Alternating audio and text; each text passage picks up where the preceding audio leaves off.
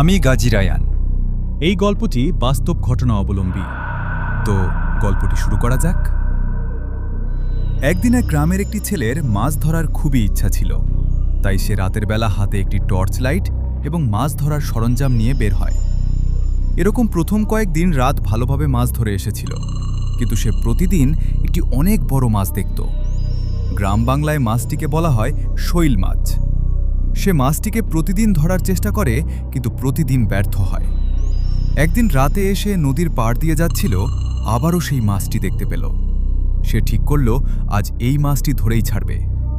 সে যখন মাছটিকে শিকার করতে যাবে, তখন সেই মাছটির হয়ে কোনো এক গাইভী আওয়াজ তাকে নিষেধ করে মাছটি ধরার জন্য। গাইভী আওয়াজটি ছিল, আমাকে শিকার করতে আসিস না, তোর অনেক বড় ক্ষতি হবে।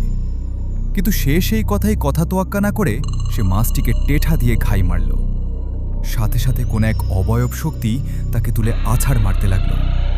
সে খুব খারাপ পর্যায়ে চলে গিয়েছিল। তারপর তাকে ছেড়ে দেয়। পরের দিন সকালে গ্রামের লোকেরা তাকে খুঁজে না পেয়ে খুঁজতে বের হয়। দেখো, গ্রামের লোকেরা দেখে সে বেহাল অবস্থায় নদীর তীরে পড়ে আছে। তারপর থেকে সে আর কখনো মাছ ধরতে বের হয় না রাতের বেলা। তো গল্পটি কেমন লাগলো আপনারা কমেন্টে নিশ্চয়ই জানাবেন। এরকম আরও গল্প পেতে আমার চ্যানেলটিকে আপনারা সাবস্ক্রাইব করে পাশে থাকবেন, এবং আপনারাও চাইলে এরকম আরও গল্প আমাকে শেয়ার করতে পারেন, আমি পরে তার রিভিউ দেব। তা আজকের মতো এটুকুই। ধন্যবাদ।